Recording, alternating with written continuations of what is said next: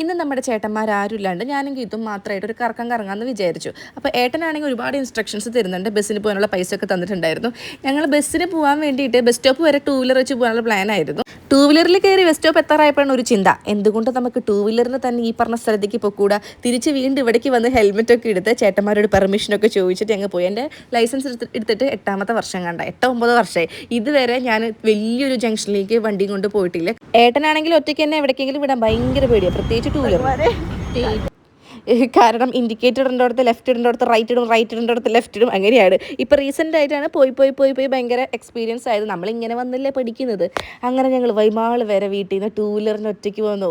എനിക്ക് ഭയങ്കര സന്തോഷമായിട്ടോ. കാരണം ലൈസൻസ് വെറുതെ കയ്യിലിരുന്നിട്ട് കാര്യമില്ലല്ലോ. എനിക്കൊരു ഇവൻറ്റ് വരുന്നുണ്ട്, അപ്പോൾ അതിന് കുറച്ച് ഷോപ്പിംഗ് ഉണ്ടായിരുന്നു. അപ്പോൾ ഡ്രസ്സൊക്കെ നോക്കാൻ വന്നാൽ എനിക്ക് ഒരു ഡ്രസ്സും അവിടെ ഇഷ്ടപ്പെട്ടില്ല കേട്ടോ. ഞാൻ വിചാരിച്ച പോലത്തെ ഒരു പാറ്റേണിലൊന്നും എനിക്ക് കിട്ടില്ല. യൂട്യൂബിൻ്റെ തന്നെ ഒരു ഇവൻ്റാണ് കേട്ടോ. പിന്നെ ഇവിടെ വന്നിട്ടുണ്ടെങ്കിൽ ലിപ്സ്റ്റിക്കൊക്കെ ഒന്ന് ടെസ്റ്റ് ചെയ്ത് നോക്കും. ഒരു ലിപ്സ്റ്റിക്കും എനിക്ക് മാച്ച് ആവാറില്ല. എനിക്ക് ഡ്രസ്സ് എടുക്കാൻ വന്ന പിള്ളേർക്ക് ഓണത്തിനുള്ള ഡ്രസ്സ് എടുത്ത് ഞങ്ങൾ പോയിട്ടോ. അപ്പോൾ മരുന്ന് ചെത്തി കളറാക്കാമെന്ന് വിചാരിച്ചു. അപ്പോൾ ഫുഡ് അടിക്കാൻ ഇവിടെയുള്ള ഫുഡ് കോർട്ടിലേക്ക് തന്നെ വന്നു. അതും ഇതൊക്കെ ആയിട്ട് എന്തൊക്കെയോ കുറേ സാധനങ്ങൾ മേടിച്ചു. ഞങ്ങൾക്ക് 2 പേർക്കൊരു സ്വഭാവമുണ്ട്.